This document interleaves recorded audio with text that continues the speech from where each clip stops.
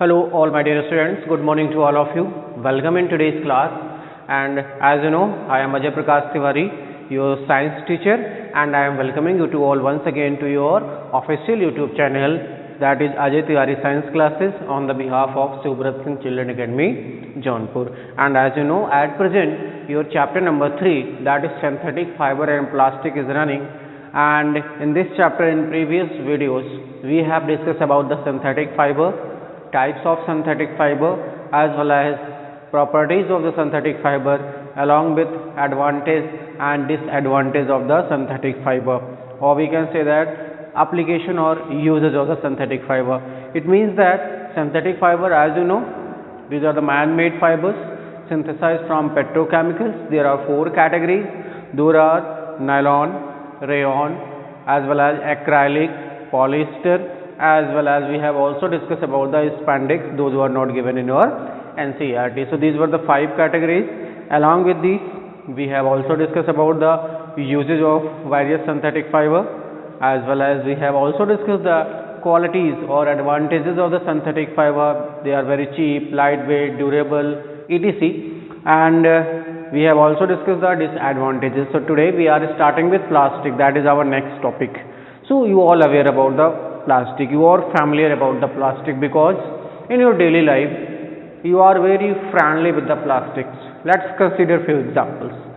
Suppose you are going for bath or taking bath, we can say that, or you are just going for bathing. If you are just using bucket, if you are just using mugs, you often seen that is very common. So that is the part of plastic. You are just going to clean your dresses, then you are using also a plastic made product, whatever you call that, at your homes. In the similar manner, if you are going to purchase some important daily routine material such as vegetables as well as some other products, then if you have not carried the bags or cloth bags, paper bags, then you will just take all those materials into a particular film of plastic. That is also example of that. You often seen that there are various packings, there are various materials that you often brought from market, such as pickles, jams, as well as we can say that मुरब्बा भी आप वहाँ से देखते हैं, लेके आते हैं. So all these have bought plastic coating. आप बचपन से पार्ले जी बिस्किट खाते आ रहे हो, उसके पास भी कुछ ना कुछ है. कुछ लोगों को गुटखा खाने का शौक है, ठीक है. कुछ लोग अल्कोहल प्रोडक्ट लेते हैं, उसमें बियर वगैरह जो आती हैं, वहाँ पे भी plastic. So plastic is used everywhere. So what is plastic? Plastic is a polymer like synthetic fibre. जैसा कि मैंने बताया था कि सिंथेटिक फाइबर एक पॉलीमर था. In the similar way, in the similar manner, we can say that plastic is also a polymer, but here the polymers may arrange in linear manner. It means that they will arrange from this point to this point in the linear manner, or they will be cross linked. 2 possibilities हैं. ये छोटी छोटी unit monomer से मिलके बनती हैं, और वो जो मोनोमर हैं उनका अरेंजमेंट 2 तरीके से हो सकता है. या तो वो लीनियर अरेंजमेंट में होंगे, या तो क्रॉस लिंक अरेंजमेंट में होंगे. Okay. And mostly plastics are made up of petrochemicals, जैसा कि सिंथेटिक फाइबर के केस में था. तो these are also often synthesized, और these are man made plastics and generally obtained from simply petrochemicals. So let's write some important points. Plastics are also polymer like synthetic fiber, polymer like synthetic fiber, and mostly made up of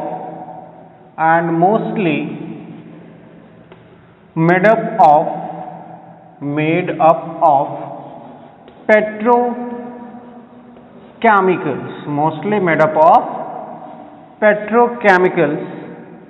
Those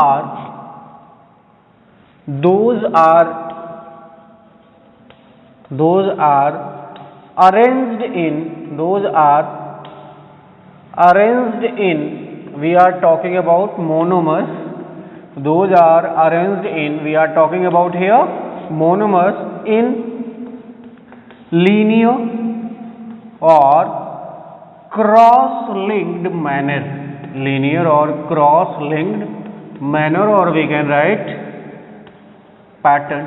There are two possibilities. Let's see from here. These are the monomers. कुछ इनका ऐसा arrangement अगर है बेटा, so this one is known as linear arrangement. This one is what? Linear arrangement. समझ गए होंगे बेटा आप, ठीक है। दूसरी पॉसिबिलिटी, अगर ये कुछ इस तरह से अरेंज्ड हैं, ठीक है, इनकी कुछ यूनिट्स इस तरह से हैं,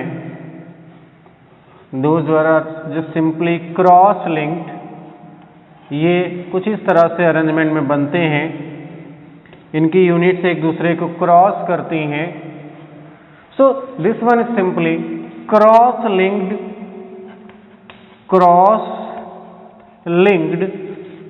अरेंजमेंट। उम्मीद है आप समझ गए होंगे what is plastic. Plastic is also polymer, mostly synthesised from the petrochemicals, and here because these are the polymers, here there are many repeated unit of the monomers, those are arranged and they form the plastic, and arrangement may be linear, एक simple से sequence में वो लगे हो सकते हैं, जैसा कि मोस्टली थर्मोसेटिंग प्लास्टिक के केस में होता है। And here this is seen often in the case of thermosetting plastic. मतलब ये नहीं है कि ये गारंटी है 101% कि हाँ थर्मोसेटिंग प्लास्टिक में ही होगा, ठीक है, मोस्टली हमने यूज किया है, and mostly this is found in the case of thermosetting plastic. Okay, so this was all about the plastic. Now we will discuss about the types of plastic. तो आप सभी को पता है बेटा types of plastics. You all aware about that. There are two categories of the plastic. First, thermoplastic. Okay, what is thermoplastic? These are the plastic. Those can be melted after repeated heating, and they can be molded or they can be deformed into various shapes, into various sizes. इसका मतलब क्या हो बेटा, इनको हम लगातार गर्म करके मेल्ट कर सकते हैं और जैसा चाहें उस हिसाब से उस शेप में इसको हम बना सकते हैं। For example, if you are just belonging to village areas, you often see that during the winter season when we are just in a playing arena, जब हम क्या थे एडोलसेंस में थे, बहुत छोटे थे, तो क्या करते थे, अलग अलग एरिया से पॉलीथीन को कलेक्ट करते थे, and after collecting that polythene we often, हमने देखा हो ना सर्दियों में अलाव सेंकते हैं हम लोग, वहाँ बैठते थे, उन पॉलीथीन को आग में रखते थे, उससे फिर धीरे धीरे गोला बना के कॉर्क के जैसी बॉल बनाते थे और उससे फिर हम लोग खेलते थे, कहते थे ये लेदर वाली बॉल है, ठीक है। सो that is the example of the thermoplastic. Okay, so you can do this experiment but precaution is necessary. अगर आप ये एक्सपेरिमेंट कर रहे हैं तो आपको करना क्या है, हाथ से उस गोले को टच नहीं करना, नहीं पूरा आप चिपक जाएगा और स्किन लेके बाहर आ जाएगा। So that is the example of thermoplastic. तो बेटा डिफाइन कर लें इसको। These are the plastics which can be melted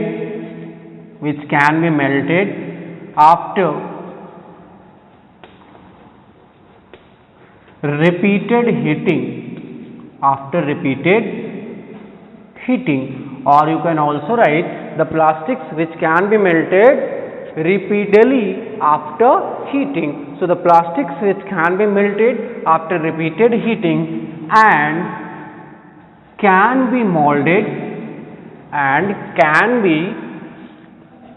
molded इसको हम सिंपल फॉर्म में लिख सकते हैं, और deformed in various shapes and sizes to make various objects।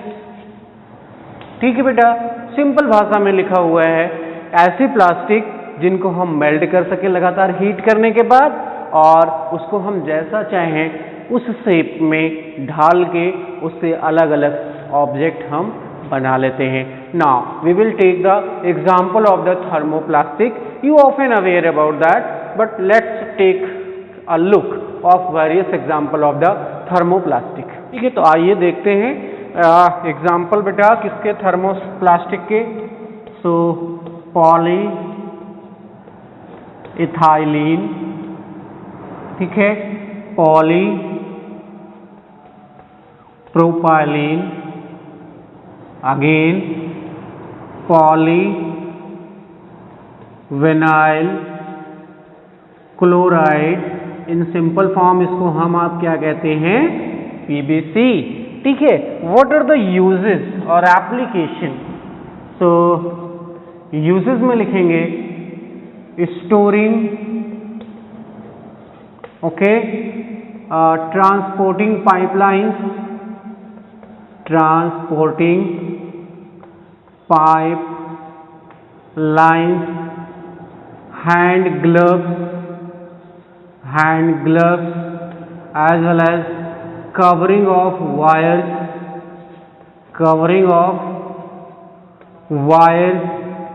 as well as packaging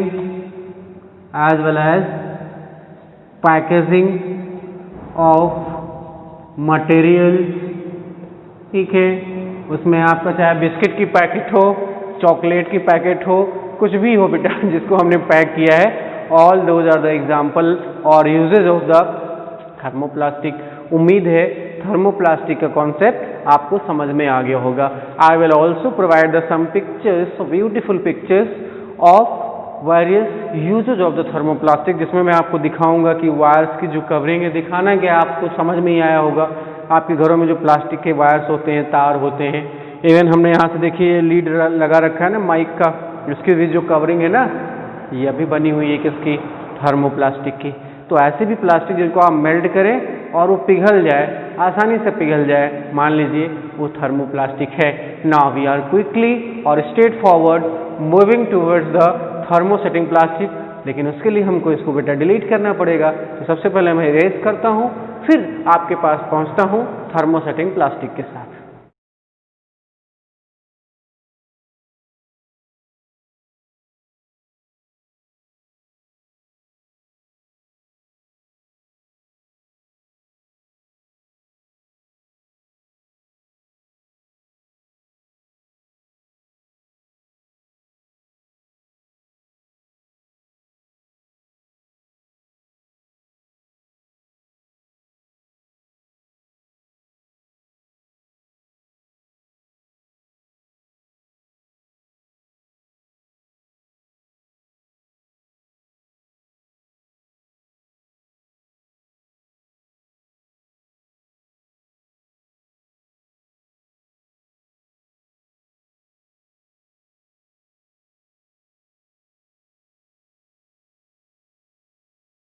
okay बेटा, अब हम आएंगे अपनी प्लास्टिक की कैटेगरी नंबर 2, जिसे हमने कहा था that was thermosetting plastic.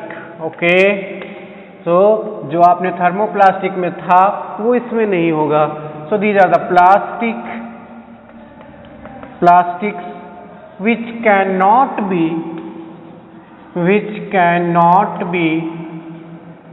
melted easily after repeatedly heating it and can be molded only once. Okay, so thermoplastic में क्या था, उसको हम आसानी से मेल्ट कर ले रहे थे, इसको हम आसानी से मेल्ट नहीं कर पाएंगे. उसको हम डीफॉर्म कर ले रहे थे, इसको हम डीफॉर्म केवल एक बार कर पाएंगे, उसको हम बार बार कर रहे थे. इसका मतलब एक बार जो हमने बना लिया वो फिक्स हो गया, परमानेंट हो गया, दोबारा इससे हम कोई चीज नहीं बना सकते. So here plastics which cannot be melted easily after repeatedly heating it and can be molded only once, or we can write resist to very high temperature. Resist to very high temperature, ये बहुत ही ज़्यादा temperature को क्या कर सकती हैं, tolerate कर सकते हैं. In the examples we can take the example of melamine, we can take the example of bakelite, okay, we can also take the example of Duroplast, and it's time to add etc. We will discuss few more, and let's quickly discuss about the application, or we can write in short form uses. So what are the uses? Uses in switches,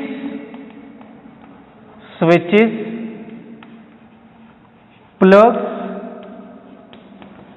switchboards, etc. इसका मतलब आपने होता क्या है कि घरों में आपने देखा होगा मल्टी पिन वाला होल्डर लोग ढूंढते रहते हैं. ठीक है, कितनी ज़्यादा चार्जर हम लगा दें, क्योंकि एंड्रॉयड मोबाइल फ़ोन की सबसे बड़ी वीकनेस क्या है, बैटरी नहीं चलती, तो सभी लोगों को चार्जर चाहिए. तो बेटा किसी का अगर छोटा सा घर है तो उसमें इतने ज़्यादा पिन्स नहीं होते हैं, इतने ज़्यादा प्लग्स नहीं होते हैं, तो मल्टी पिन वाला ढूंढते हैं. वो सारी चीज़ें स्विचेज हैं, ठीक है, आपके जो बोर्ड हैं जिसमें आप चार्जर लगाते हो, ठीक है, all these are the product of the thermosetting plastic. Okay, we can write few more. Handles of tea kettles, कुछ लोग इसको kettles भी पढ़ते हैं, and saucepan as well as cooker as well as fry pan, लगा लीजिए बेटा, etc. So all these are the uses of the thermosetting plastic. ठीक है, अब हम आपको एक टेबल प्रोवाइड कराएंगे. उस टेबल में पूरा हम थर्मोसेटिंग प्लास्टिक के यूजेस को एक बार में, और दूसरी बार में हम थर्मोसेटिंग प्लास्टिक के यूजेस को ऑलरेडी एक प्री रिटन फॉर्म में आपको दिखाएंगे, एक टेबुलेशन फॉर्म में आपको दिखाएंगे. उससे क्या होगा, आपको आसानी होगी कॉन्सेप्ट को समझने के लिए. तो मैं इसको इरेज करता हूँ, उसके बाद लिखता हूँ, फिर आपको एक एक करके समझा देता हूँ. Easily you will get the concept, it's 100% guarantees. And then after we will discuss the properties or characteristics of the plastics. So let's discuss first of all characteristics of the plastics, and फिर हम आपको tabulation sheet provide कराते हैं. ठीक है, तो सबसे पहले हम आ जाते हैं characteristics of plastic. characteristics of plastic, कैसे पहचानेंगे कि ये प्लास्टिक है. ठीक है, कुछ पॉइंट्स हैं. First, solubility in water.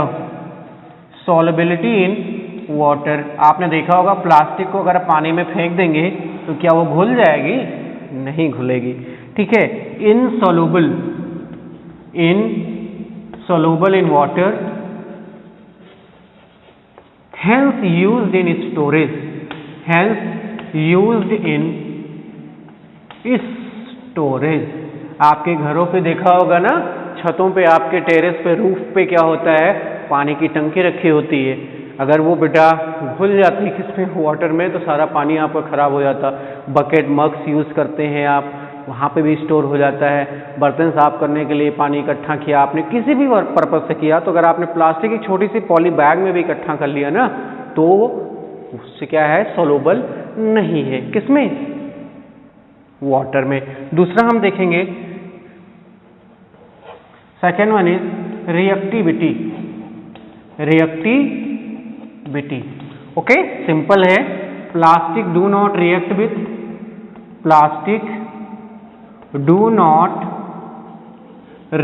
With air और gases, and hence do not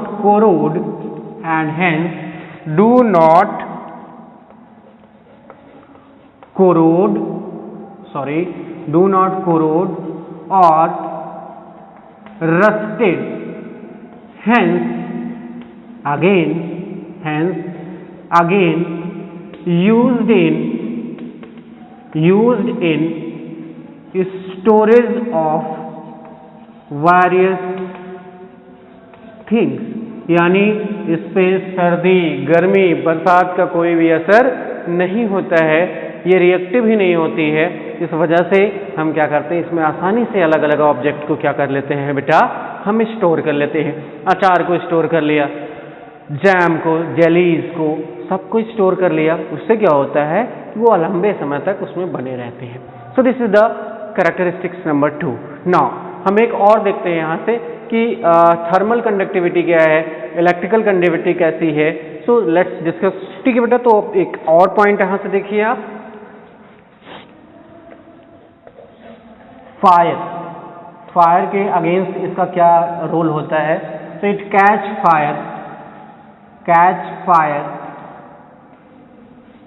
fire easily and hence inflammable, ये आसानी से क्या करती है, फायर को कैच कर लेती है। इसको हम क्या कहते हैं, इनफ्लेमेबल कहते हैं।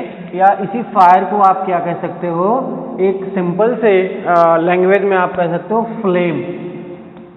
ठीक है, यहाँ पे एक एक्सेप्शन है, एक्सेप्ट PBC, ये लाइन आपको याद रखनी। PBC क्या करती है, फायर को कैच नहीं करती है। 2 पॉइंट्स हम और देखेंगे। Point number 4, thermal conductivity.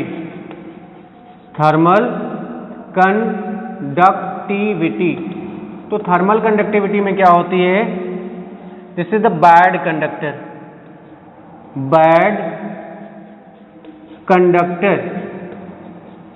Conductor of heat.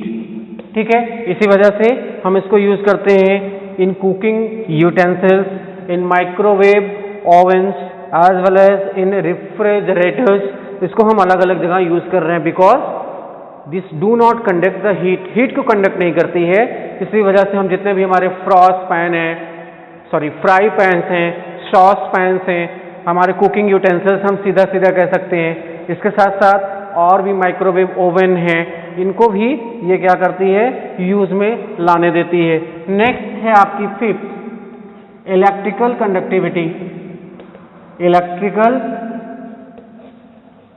Conductivity. So बेटा this is again bad conductor, या हम सिंपल भाषा में लिख सकते हैं, ये क्या है, इंसुलेटर है। बैड कंडक्टर और insulator, that's why this is used in switches, this is used in wires, okay, this is used in boards, this is used as a plug. So all these are the characteristics of plastics. They are also cheap, they are lightweight, they are durable, they are easily or readily available. All these are the also properties of the plastic. ये plastic की properties अगर हम देखें, so they are cheap, बहुत सस्ती होती हैं, they are durable, easily available, as well as they are very less or non-reactive. So लंबे समय तक हमको कोई भी प्रोडक्ट उसमें रखते हैं तो बना रहता है। So this was all about the plastic, their types, characteristics of the plastic. Last में हमने जो आपको बताया था, एक टेबल में प्रोवाइड करता हूँ, उस टेबल को आप बनाएंगे और उससे आप क्या करेंगे, एक ही बार में सारे जितने भी प्लास्टिक्स और उसके टाइप्स और उनके एप्लीकेशन है उसको आप समझ पाओगे। ठीक है।